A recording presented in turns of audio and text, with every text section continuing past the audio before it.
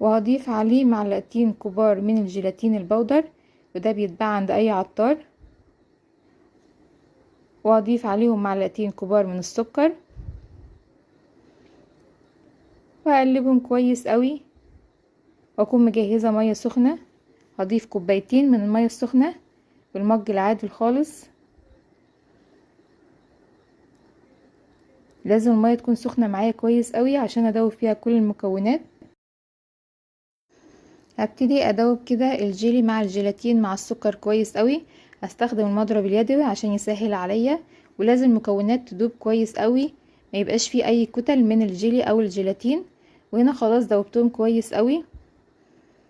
هبتدي اصبهم كده في اي قوالب عندي متاحة، قوالب التلج، ممكن اطباق غويطة زي كده. هبتدي اضيف كده كمية كده منها